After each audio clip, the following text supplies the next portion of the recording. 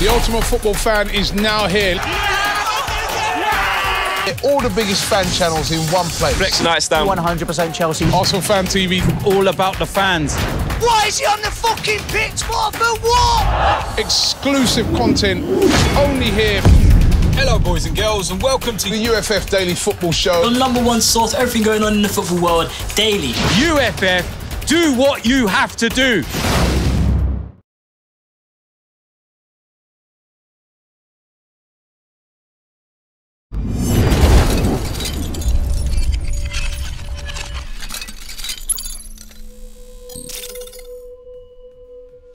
Hello, welcome to FanPark Live. I'm Terry Flewers, joined by Adam from the 5th Official. That's it, mate. It's over. The Premier League season has ended. It's done. What are we going to do? Watch the FA Cup final. Watch the Champions League final. Watch all the friendlies before the World Cup. Watch England get knocked out of the World Cup. Nah, it's not going to happen. Don't even put that negativity in there. Football that's the greatest thing about every summer where there's a World Cup or a European Championship.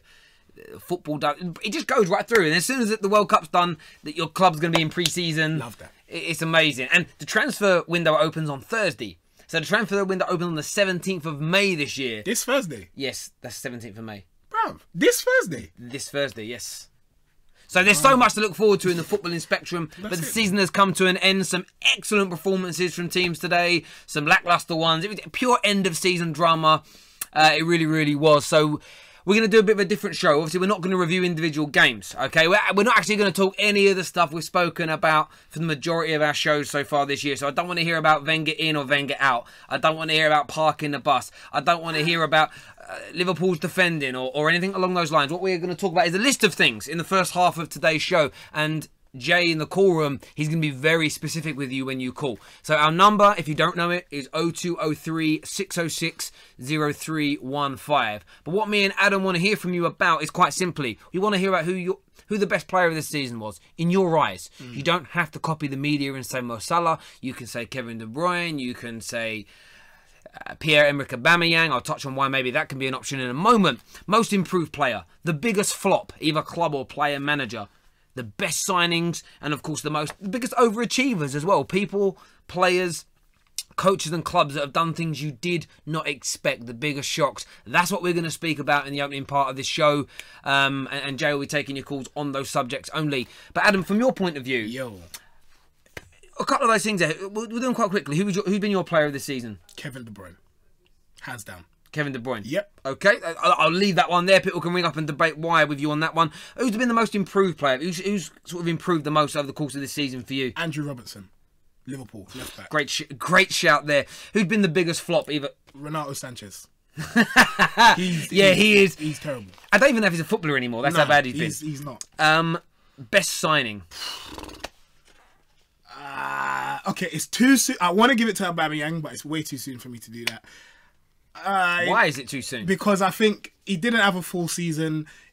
People are saying that his start was similar to what Morata did and what Lukaku did. Didn't you just read that stat to me a minute ago, though? What was the stat? Mate, guys might not know this. What, that he scored? Oh, yeah. That he scored more goals than Lukaku and Sanchez combined in 2018. But, the only thing is, it's like you never know. It could have fallen away in the second half of the season. Okay. So I think it's a bit difficult. And also, but didn't you say he's the fastest player to get to 10 Premier League goals in the Premier League history? Didn't you say that? Yeah, I did. I can't remember if it was Premier League or Arsenal's history. History. One of the two. It's pretty good. Yeah. And who's been your biggest overachievers? Who has done something this year you didn't expect to see from them? I have to give that to Burnley. Have to, because I thought they were going to go straight back down. I even think that Sean Dyche has got them playing some decent football. So yeah, I have to give it to Burnley. Cool. Hello, welcome to FanPark Live. What's your name? Mick. Mick? Yeah. Lovely, Mick. You want to tell us who the signing of the season has been? Go for it.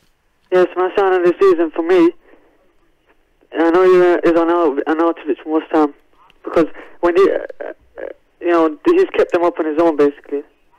Okay. That's my opinion. Yeah.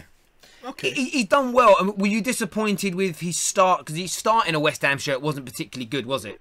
Yeah, but think about it. If we take Arnautovic out of that team, then where would they be right now? They'll be in the Champions League. There's no goals you'd in be, that team you'd be at all. in the Championship. Yeah. No, mate, it's a really good shout. I assume you're a West Ham fan. No. No. Okay. I'm an Arsenal fan. Okay, fair, mate. Like that's nice to see a little bit of unbiased viewpoints. Any other thoughts on any? Who's been your biggest overachievers of the season?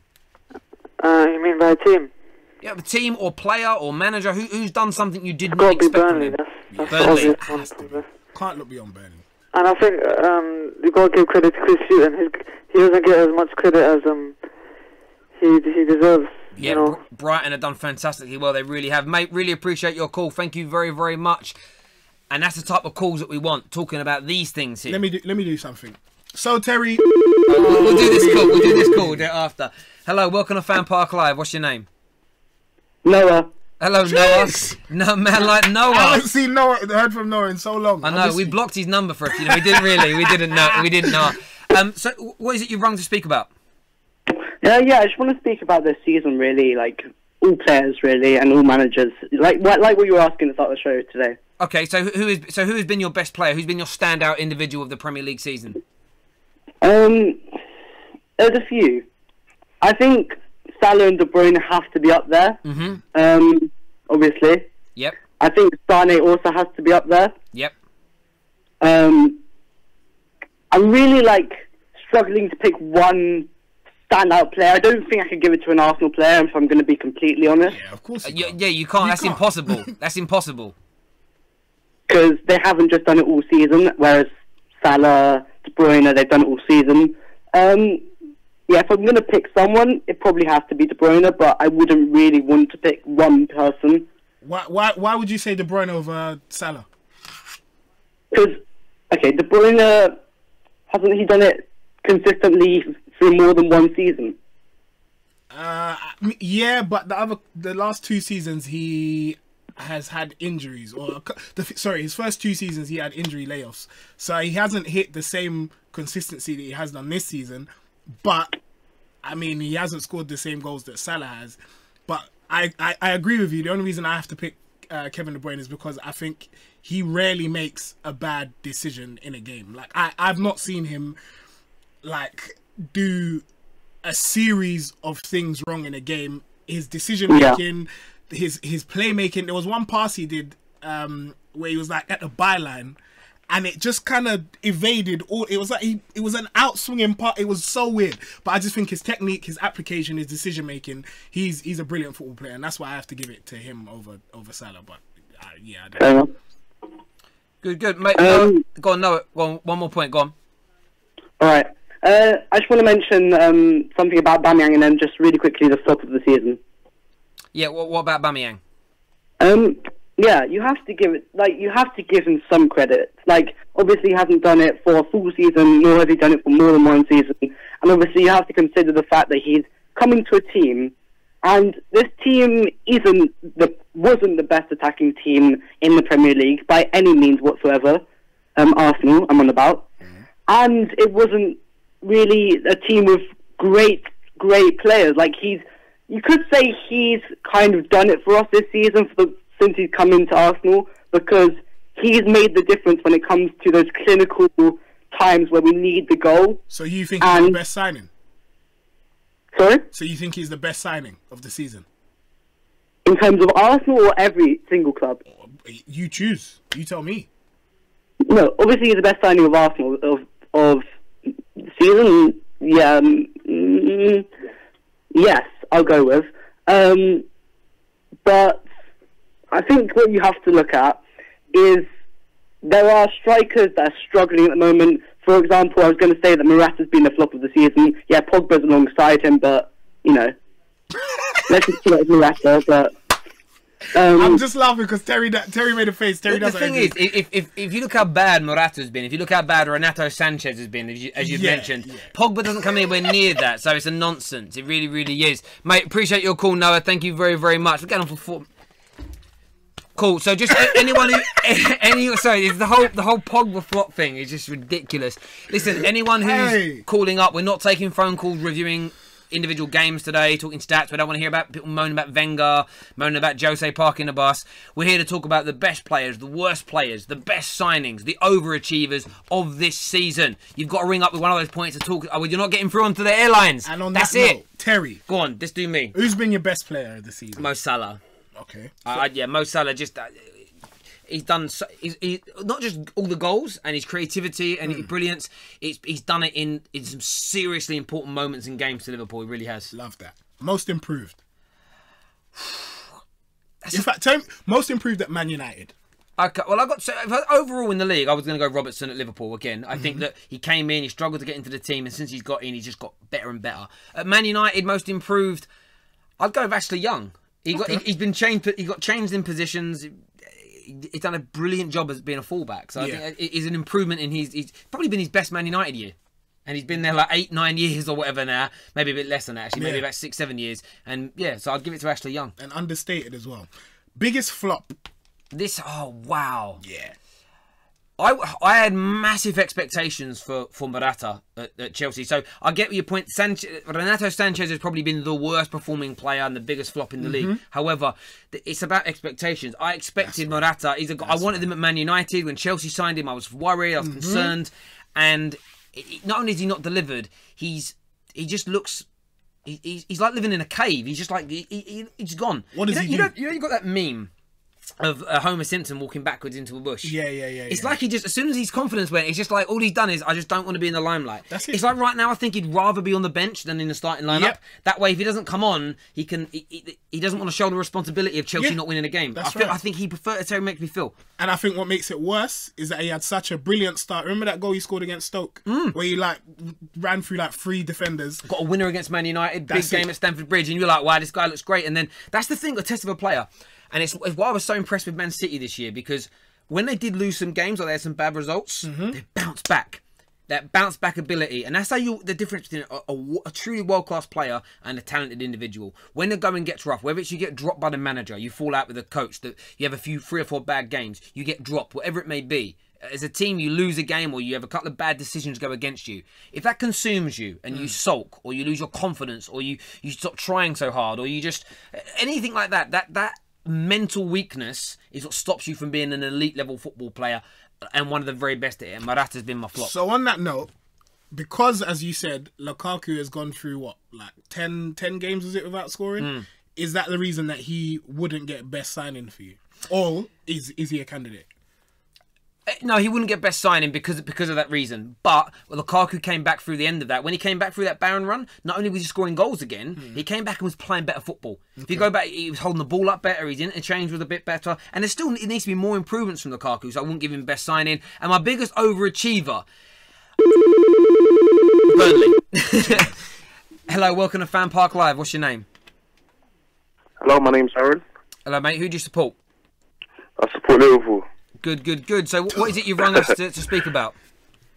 Yeah, what you lot are talking about, worst signings. So who do you give your best player to this year? What are the 2 or 3 areas you want to talk about? Okay, the best player, I think the best signing this season has been Mohamed Salah. Okay, yes. I think, hands down by a mile, he's been the best signing this year, definitely. Coming into the league, today he broke the record for most goals scored in a whole season.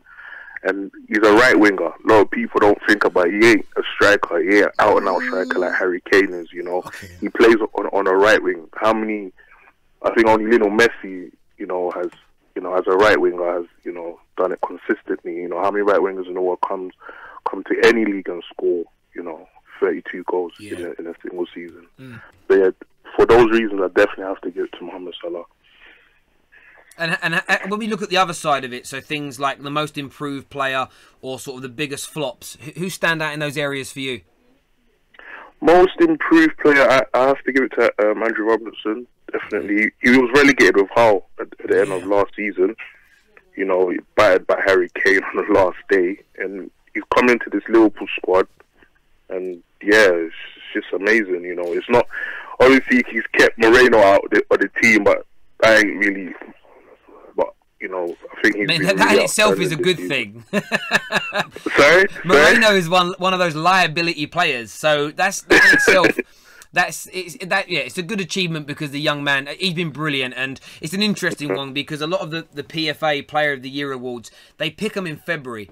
And I always get frustrated by it. I get why, because but the season ends, the players all want to go on holiday. They don't want to go to award ceremonies. But if those awards were being picked now, I'm sure Robertson would be in the team of the year for left back.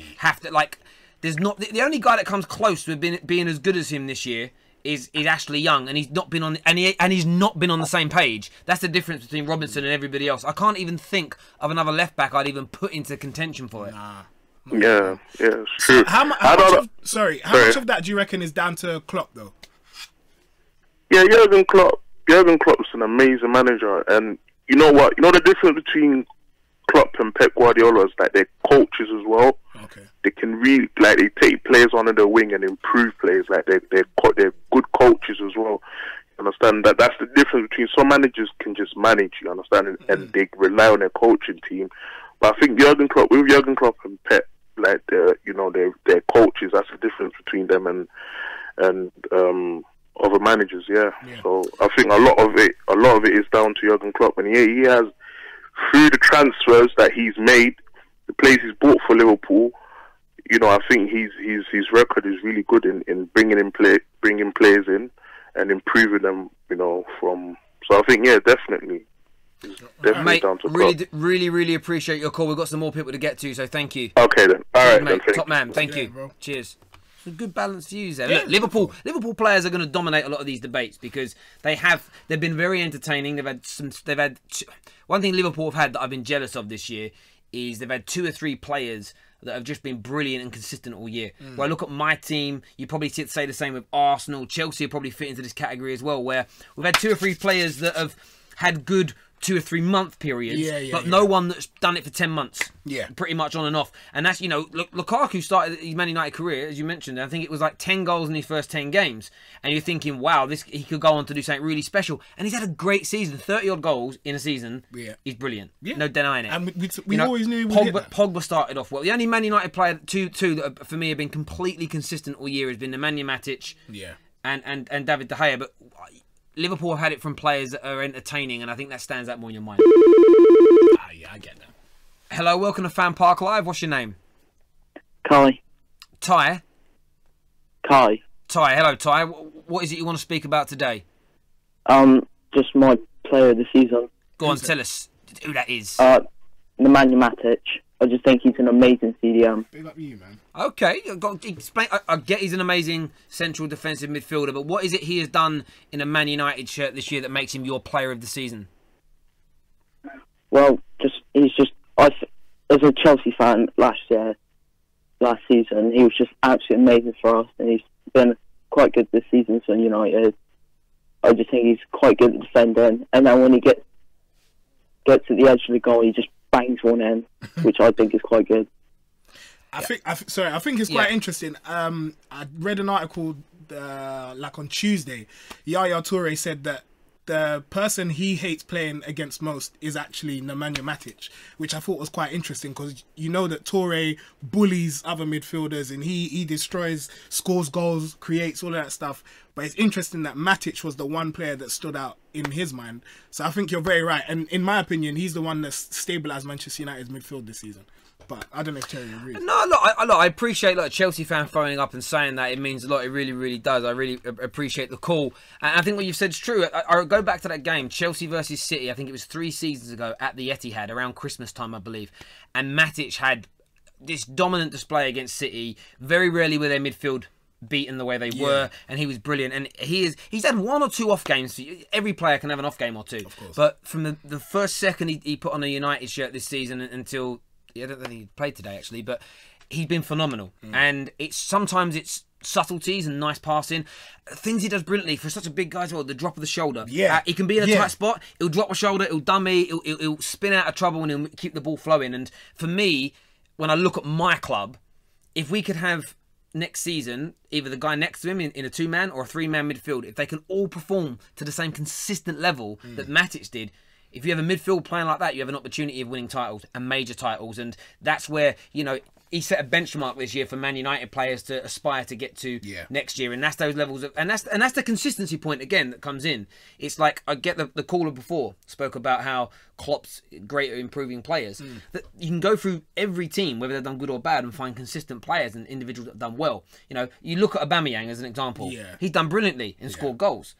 Is that because Wenger's coached that into him? Or is that because he just is at that level? And that's so there's always that argument, isn't there? And I get coaches play a massive part, they do. But Alexis Sanchez was brilliant every year in an Arsenal team that most were calling for the manager to be sacked in. But that's what you need. And the difference is this year between the top 2 or 3 sides in England is that the City are the standout. They've just had 3, 4, 5, 6, 7 people of that quality stay in that form for a longer period of time. And of course you congratulate the manager on that, but sometimes it comes down to, did you buy well? Did you recruit well? Or have you nurtured them through the academy well? And something which is, though, a part of management. Of course it is. Absolutely. And that's why it's you take it in there. We've got another call coming through, I believe. Maybe. Yeah, I think we do. No, he's gone. Oh, hello. Hello, welcome to FanPark Live. What's your name? Oh, hello, it's Tony. I rang a couple of weeks ago. Hello, Tony. When you played Man United. I would just like to say I agree with you about Mo Salah. I thought he's been excellent this season. Yep. What is it he's done? Apart from the goals, we know the goals. What else has he done that's really stood out to you? His impact play, his movement on the ball, how he tracks players and how he goes round players and everything like that. And I enjoy watching them. To be fair, how about you? Oh, mate, I had this debate a lot about who's better, and I tend to steer away from it. It's about who I enjoy watching, and Mo Salah excites me. I like the way he plays. I like his low centre of gravity. I love the fact that he scores tap-ins, he scores headers, and then he scores absolutely majestic, beautiful goals. He does everything, and he's a phenomenal player. There's so much about him that I like. The biggest thing for me now, though, looking at Mo Salah, and the second half of today's show is talking about next season's expectations. I'll set that up, the premise of that up now. I look at Mo Salah, and it's like, right, what are you going to do next year? And it's not to slag him off. It's not to try and play. This season is amazing, and it'll always stand there in the record books. The argument now around Mo Salah is to prove you are genuine world class. It's about doing that for your second and your third and your fourth and fifth. If you go back through the Premier League and you look at Alan Shearer, Thierry Henry, Cristiano Ronaldo, you throw these names out there of absolute, and he has to be spoke about in that same breath because he's scoring goals on par with those individuals, if not more than some of them. Ian Rush and Fernando Torres in his pomp, Michael Owen in his pomp. These guys did it year after year after year after year. Some had their kind of top-level careers cut short by injury, but that's now the expectation for Mo Salah. This season's done, all bar the Champions League final. Well done, congratulate him, pat him on the back. Now I'm really eager to see what he does next year. And if he can do it again, then you know you've got a £200 million man on your hands there at Liverpool, and fair play to him. Any other sort of individuals that stand out this season, whether it be for overachieving, underachieving, anything else like that on your mind, Tony? Oh, is that about the Arsenal players? It can be. You can talk about Arsenal, your club. Yeah, who's really in an Arsenal season that's been hit and miss? Who's really stood out for you in an Arsenal shirt this year? Right, let me hear. There's players coming halfway through the season as Marketability from Man United. I think he's good. He's good on the ball. He can read play, and I think Jose Mourinho, when he was at Man United, to be honest with you, I don't think he actually watched him properly, because I think he's actually a good player. I think he was out of order how he treated Marketability, and I think he should have been playing more, to be honest with you. Marketability. I don't know if you agree with that. Yeah. Go on. You're. Yeah. Have you been? I'll answer that question. But Adam, have you been impressed with Mkhitaryan at Arsenal? I think, he was treated badly at Manchester United, but I think he had. I remember that Everton game. He came in. I thought, this guy is classy, and it's kind of petered out towards the end of the season. And I would love to see. He's also wearing a number 77 shirt, which really annoys me. I don't get why he's doing that. But yeah, no, I think it'll be interesting to see what he's going to do next season, because I don't really think he added much else to our squad. We had a squad full of playmakers. We had a squad full of people that can pass and drop their shoulder and do nice little body feints. But our attack is unbalanced, because we need genuine wingers, of which Mkhitaryan isn't one. I've got one another thing to say as well. Go on. Murtado Ozil. I heard a lot of things about the his wage he's got. Do you reckon that's way too much for what he's playing like at the moment? Like to the end of the season? Listen, the last couple of games, he hasn't been that good at all. What football fans... I've been screaming this at football fans now for 2 years, and I'll do it again now. What a football player is paid to play is not always... With certain individual players is not always representative of what you should expect from them on the football pitch. And I say that because Ozil, I think... maybe slightly... He's definitely in the top 3 to 4... But he is, for instance, one of the most followed social media players on social media in the world. Okay, he is. I think he has more followers on his personal accounts than Arsenal have in the entirety of theirs. It's huge. So that's just one aspect of it. Right? Okay, so he's the biggest and most celebrated and loved player in Germany, huge country.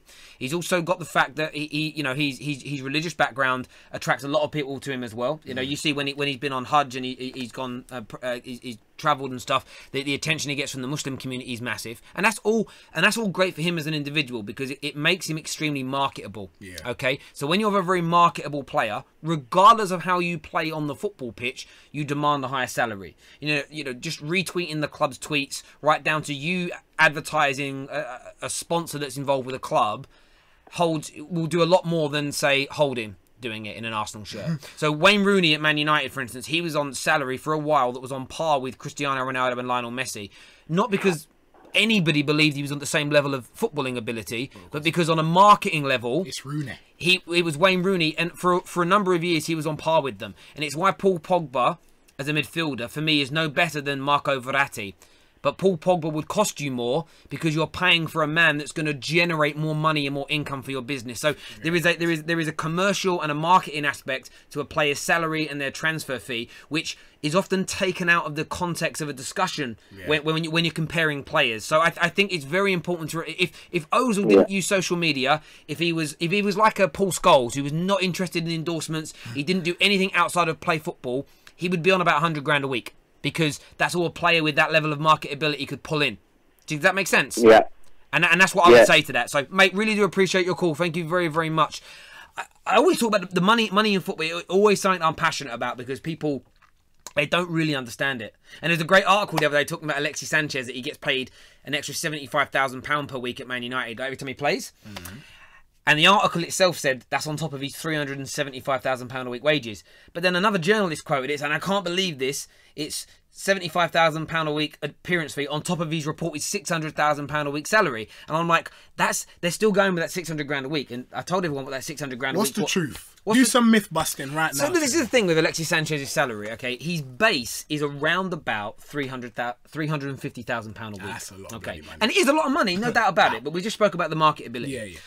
What you will then find on top of that is all different types of bonuses. There'll be appearance fees, goal bonuses, win bonuses, etc. When you hit a certain amount of goals, which he hasn't done in United share, those bonuses often accelerate. As an example. So what someone has done is they have worked out with the way he's contracted, and they did this as Zlatan a few years ago.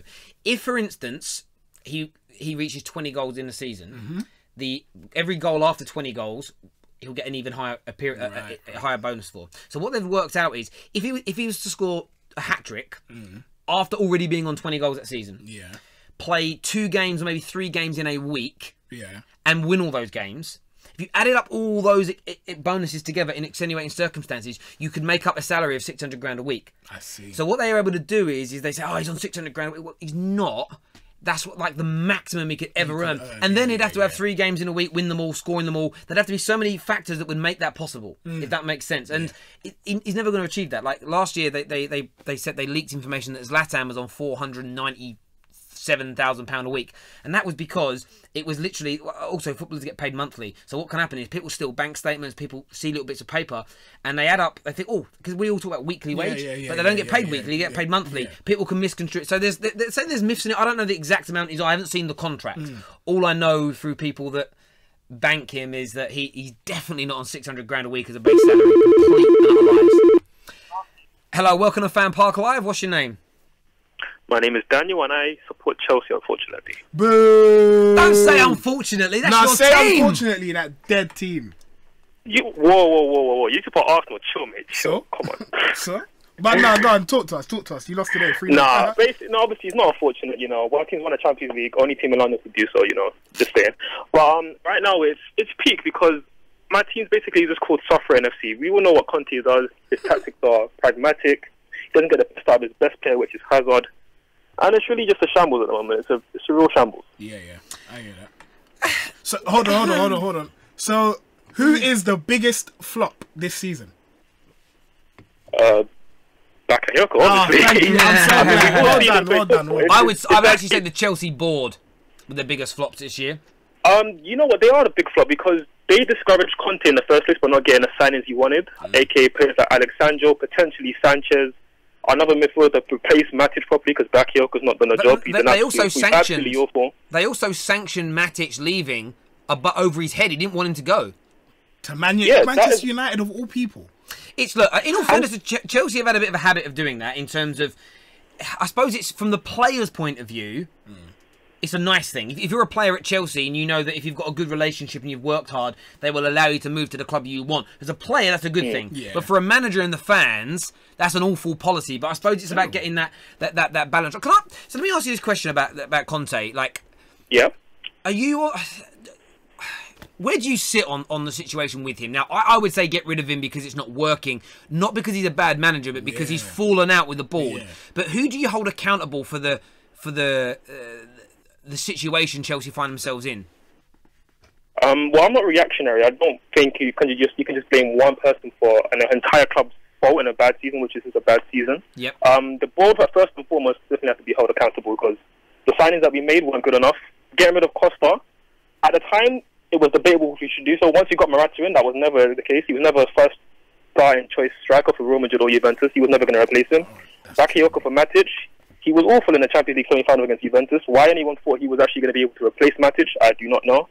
And Rudiger has been okay, but as I've said, in the first place, the recruitment was not good enough. Conte losing almost his belief in the team and wanting to actually make us progress as a team, especially from January onwards, has been shocking. That's what led to us actually falling back in the table because at our point we were level with you guys, Man United, in second, third place, and we should have been maybe pushing towards being near a title race. No one was going to ever be in a title race with Man City. They've been amazing this season. Well done to them. But the fact that we've then regressed so badly, had those poor performances against Watford, Bournemouth, I don't want to go through the rest of them because I'm getting pissed off thinking about them. But it's been a shambles, and the Conte definitely has to hold a lot of blame for it because our squad is definitely better than what it should be and what it's showing. Because the performance week out is terrible. So I was saying this earlier. I go through the Chelsea squad now, and there's still quite a few of your players I would put into Man United's first team. Like for instance, as an example. You said Hazard, Azpilicueta would both get into Man United's starting lineup. Kante would get into Man United's I mean, absolute guarantee. Those three players would get into the team.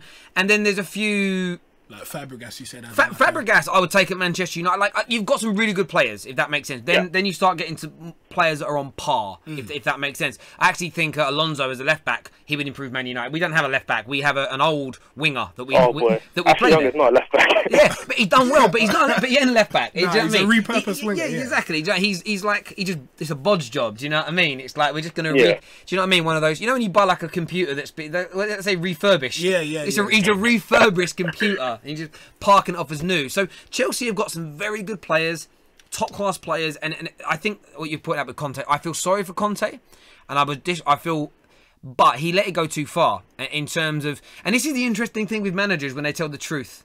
And we've seen that a lot with Conte, and we've seen it with Jose at Man United. When the truth is spoken, it can actually be more of a hindrance. If he was that, he probably shouldn't have gone so public with. It was very obvious what he said without even saying the words.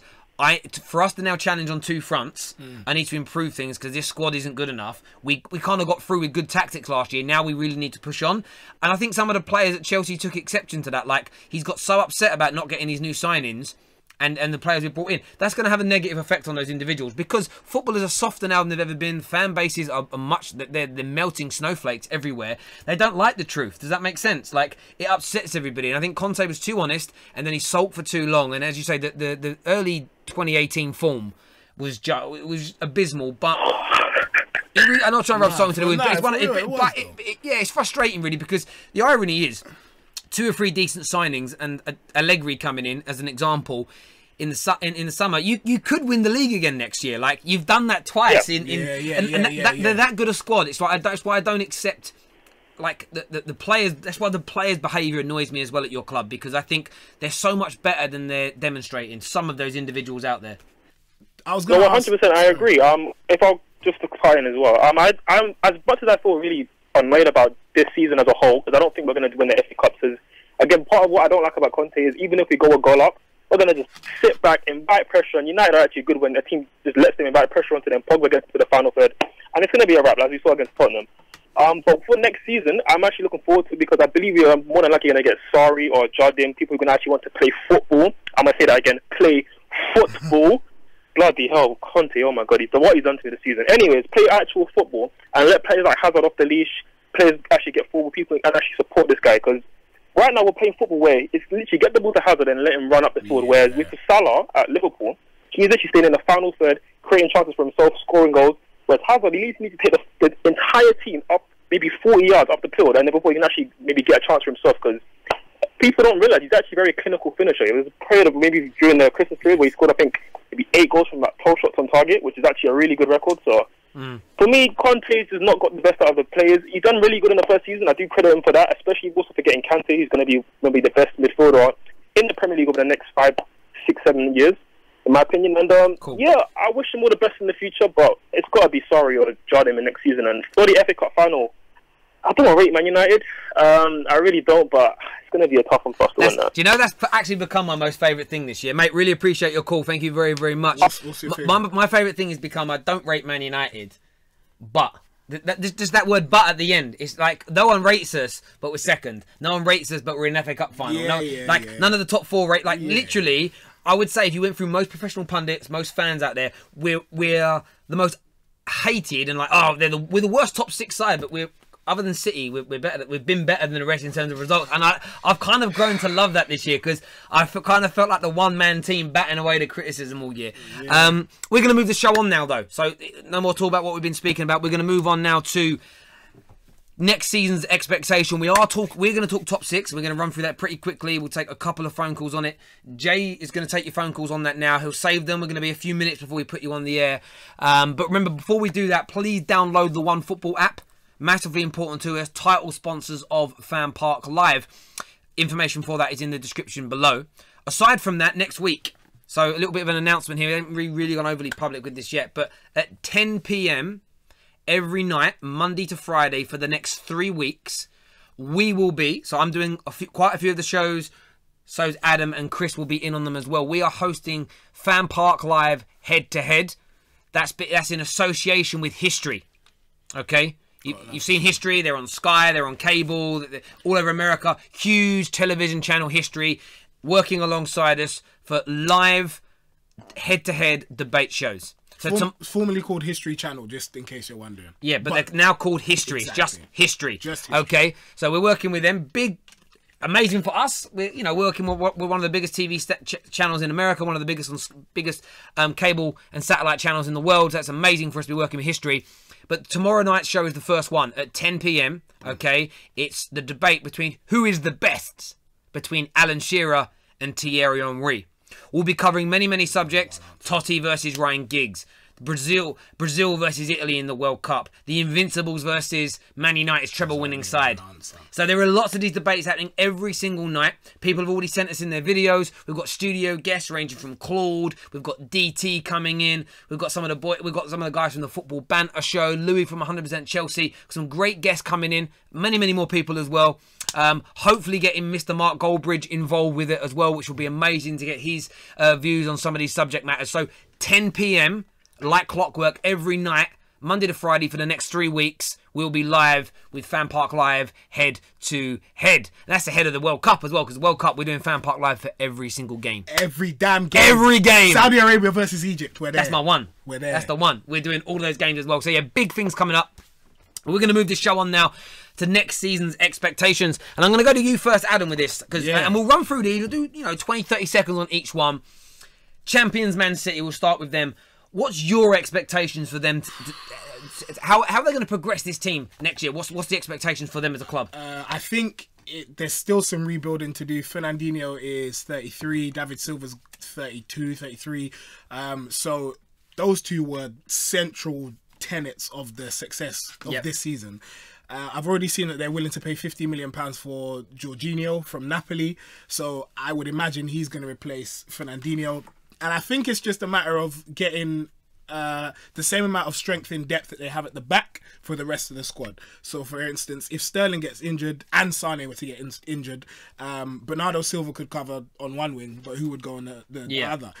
So I think, it's just a matter of having two players, and I can't believe that they have the money to even do this, but two players of decent standard in every position, and they're going to go clear.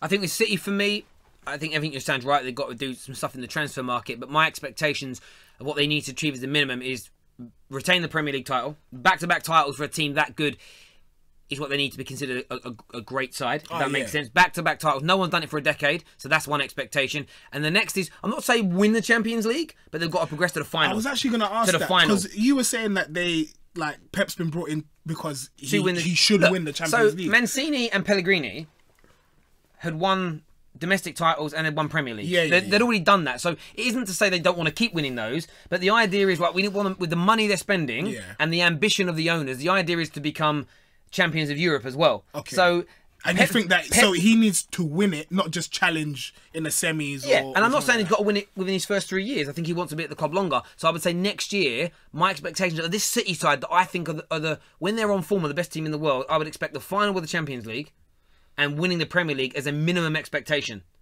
That's what I would set him. But I love your views and points on that, on calls. Let's move on now to... Talk to me about United. Okay, we'll talk Man United. We'll talk Man United. For me, my expectations are very simple. I've done a video on this already. I want the football to improve. Okay. And I'm not talking... And I've said this to a lot of United fans. I don't expect it to look like Klopp's or Pep's. Okay? Don't put the call through yet. One sec, mate. I don't expect the football to improve. I want it to get better. All right. Be a little bit more entertaining. I want to score more goals, concede less. That's one expectation. The next I want us to put together a good title challenge. Okay? And I mean, with 2 to 3 games to go in the Premier League, I want us to be able to mathematically still win it. 19 points away now. We need to gain that back. That's a lot, bro. It is a lot, but that's my expectations of Jose next year. So better football, and to do that. If he does that, I'm happy to sacrifice not winning a trophy next year by being in that title race. I'm happy with that level of progression, because the word progression is so key. I also want to progress further in the Champions League, and I expect at least a solid performance in a quarter-final. And I would, as the third season, coming back from everything where we're at, plus how good everybody else in Europe is and how good City are, that's the expectation I would set. Of course, I don't want to go out in the third round of the FA Cup and the third round of the League Cup. You want to go far. But if you're pushing City, who I think will win the league, right until the last few games, and the football's got better, I'm happy with that direction Man United are going in.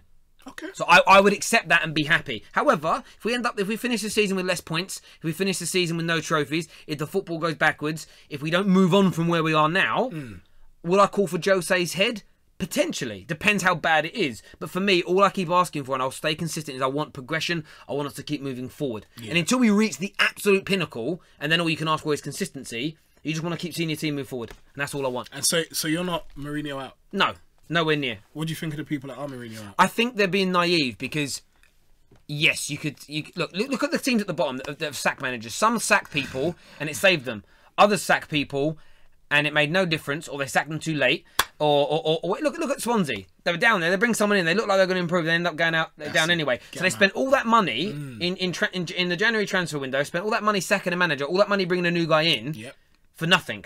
So you can never tell. For me, you get rid of Jose, it might get better. You get rid of Jose, we might go back 2 years again and start all over again from the same position. I'm not willing to take that risk. No. That's my view on him leave. There's many more multifaceted, but we've got a call coming through though. Hope it's about expectations. If it's not, then gone. Hello, welcome to FanPark Live. What's your name? Bless you, Adam. What's happening? I'm Jamie. Hello, Jamie. Who do you support, mate? What's happening? All good, bruv. What team do you support? I support Arsenal. Good. So we're going to move on to Arsenal next anyway. So what's your expectations for Arsenal next year with their new manager? First of all, I want like a top quality manager. I'm not interested in Arteta or... No offense to Vieira, he's a legend, I love him, but he ain't got the experience. So that's first of all. I'd like someone like Allegri. I think that's happening, or apparently supposed to be happening, but I don't know. But keep praying, bro. Secondly, I'd like us to sort out our defence. That's the top priority, because our defender's been abysmal for a few years now, not just this season.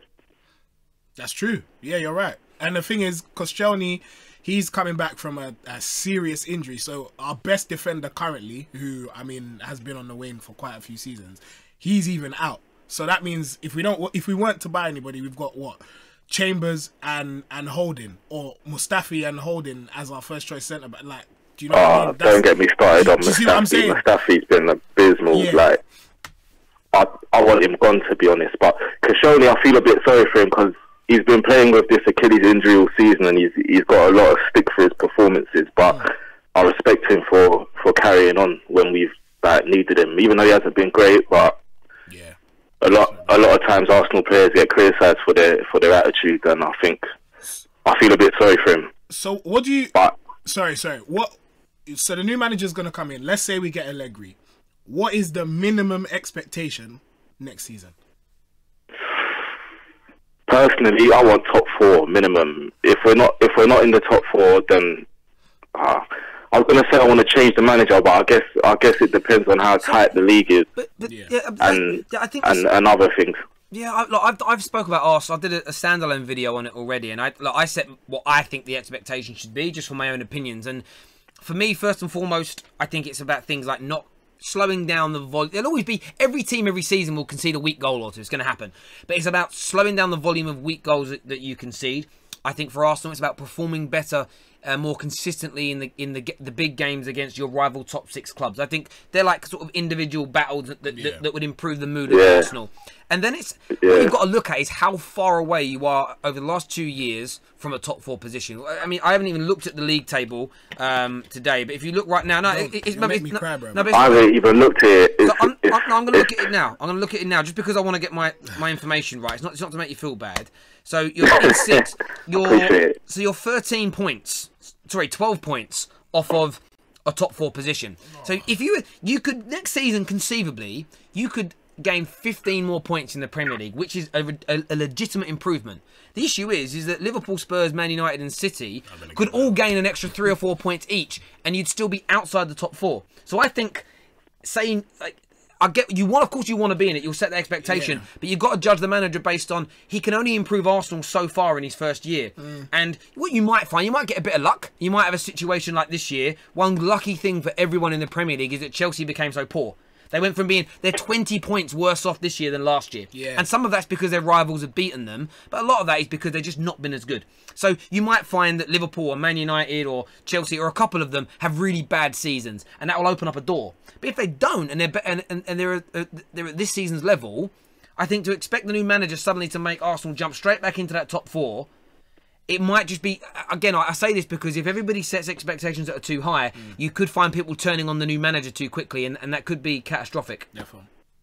I hear what you're saying, but at the same time, if we had won, 4 or 5 of our away games in 2018, or even the whole season, we'd be up there. And that's, I don't think that's too much to ask, man. That's for Arsenal Football Club. Anyway, I feel like part of our problem is that we've just been too accepting of this mediocrity. I think, I mean, people slam Chelsea for their philosophy on appointing managers, but if you look at the record of trophies won in 20 years, I don't think you can't go wrong. I mean, after Arsene Wenger, yeah, I think Chelsea. Yeah, sorry, go on. After Arsene Wenger's gone, I don't think I'm going to have any allegiance to any manager again. To be honest, I don't think that's how modern football is. So, do you know what's interesting? It's about if it's not working, I'm willing to change. It's about the setup and about the players and about the ethos. I think Chelsea's culture is used to having a conveyor belt of managers. Yeah. When you're there as a player, I don't think it bothers anybody. I think where Man United have struggled with it is that you had this. They're not there. They're not there anymore. Most of those players. Carrick is. De Gea, I suppose, but well, there's still a few actually. Young and Valencia, a lot of players that are still at Man United were used to having one guy. The club would run a certain way, and then suddenly, over the space of 4 years, there was 3 different regimes. And where Chelsea remains different is that the manager only comes in and coaches the first team. So it's easier. Yeah. The issue is it's about clubs getting their setup right. And what I mean by that is if you want a model like that where you can sack a manager every 18 months, 2 years, the manager's only job is to coach the team that's there. That manager can't, for me, pick who's being signed, can't pick who gets sold, can't have any input on the academy, because otherwise you're changing the structure of the club every 18 months, which doesn't make it conducive. And for me, it's a case of you either want a head coach or you want a manager. If you have a manager, you have to give them time. And, you know, I think Man United have proven that. Like, you just think Moyes overhauled everything, didn't work. So we brought in LVG that overhauled everything, didn't work. Jose's come in and overhauled things. It's got better, but that's my problem with sacking Jose now. That you could bring in a whole new regime, and it could go backwards 5 steps. You never know. It could turn us into Barcelona. It won't, but it could. Listening to them, I just think it's one of those things, mate. But it'll be an interesting year for Arsenal. Really do appreciate your call. Thank you very, very much as ever. We'll touch really quickly on the others. Chelsea expectations.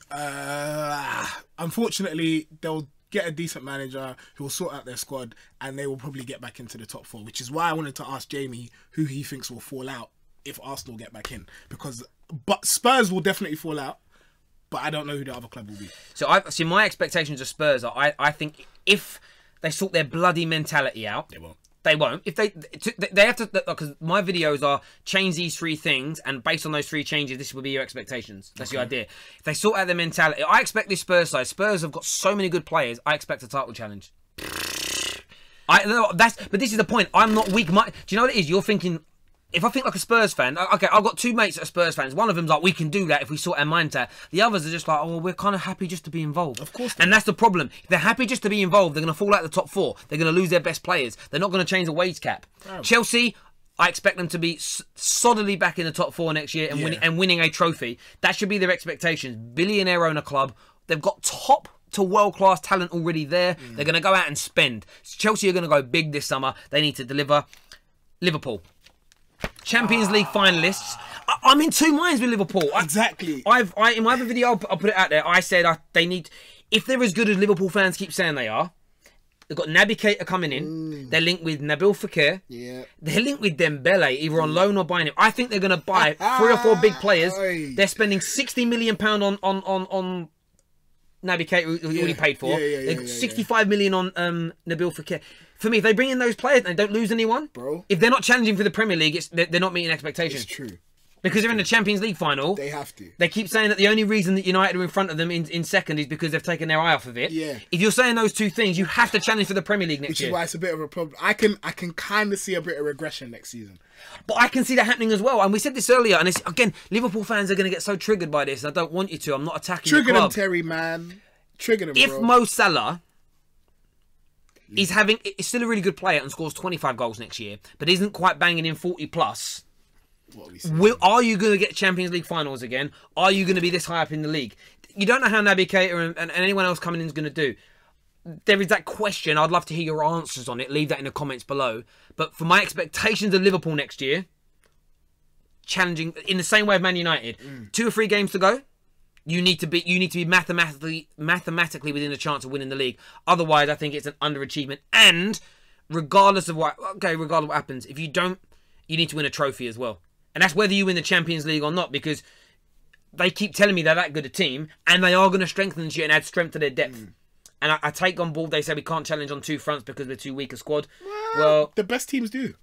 Well, this is the point. If you want to, and I made this. What I'm really, really proud of when it comes to, let's say proud of it. It's probably the wrong word. What I'm really impressed with when it comes to Liverpool is that they've done it in the summer, January, and they're doing it again. They're spending money like a big club. Yeah. And they've got less money than Arsenal, I will add. They're going out there and they're spending the 50, 60, 70 million pounds now on players. And rather than bringing in 4, 5, 6, 7, they just need to bring in 2 or 3 every summer transfer window now. Because they will lose people. Quality Everybody does. But you're talking quality that can come in, that can fit into that Jurgen Klopp mould. Yeah. But for me, so that's what I put it. Man United and Liverpool need to, and Spurs all need to be challenging for the title next year. And then it's Arsenal and Chelsea are battling out to push one or if not 2 of those sides out, if that makes sense. Yeah. So again, it's one of those things for me. If Arsenal finish 6th again next year, that may not necessarily be a bad season, because I think cancelled. No, I say that. No, I say that because I said it last year, but City went on this run that was just beyond anything we expected. There's going to come a point in the next few years where there's a season where 1st and 6th are only separated by 10, 11 points. Yeah. And finishing 6th won't be a bad achievement.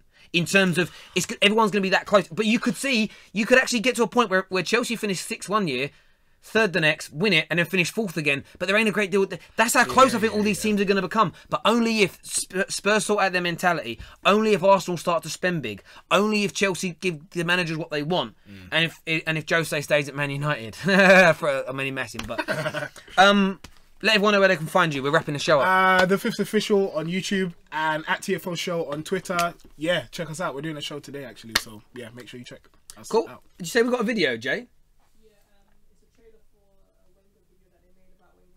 Oh, we've got a trailer video all about Wenger leaving. We're going to play that for you. We can play it now? The full video is available in the Ultimate Football Fan app. So you can download that. You can only get it on the app. The information for that is in the description below. So get the Ultimate Football Fan app downloaded. Trailer's coming up for you right now. Arsene Wenger is leaving Arsenal Football Club.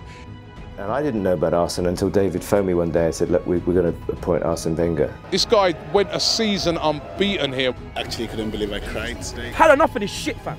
I've had enough blood.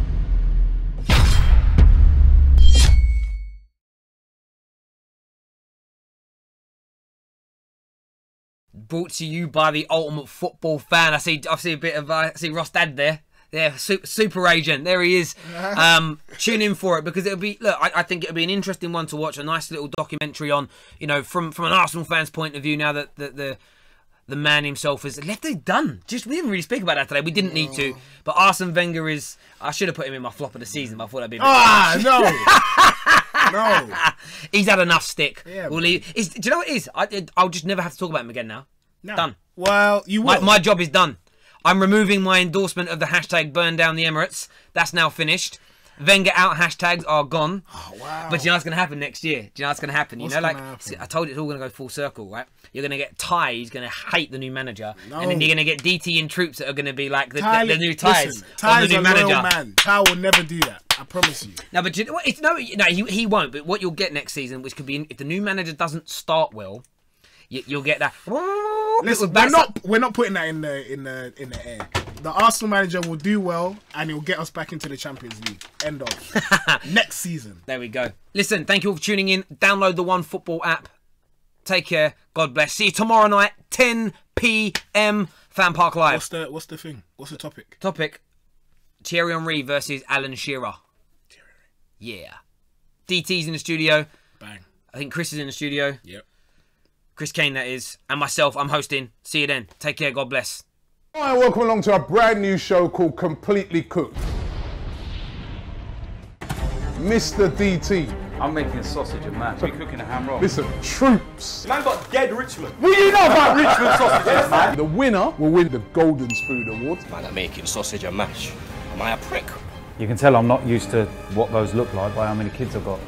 I definitely don't want to eat now. Red stripe beer to drink his sorrows away, and then he can wipe his tears, you get me? Robbie, what are those thoughts you've got about me? If you're cookery man, yeah, everyone knows brown rice is the longest rice to make. Man are telling me I've got 2 hours to make jerk lamb and rice. Right. This brother is making pie and mash. He's gonna cry. You got a lot of talk, yeah? Go and get your ingredients. He's got a lot of help. Go and get your ingredients, yeah?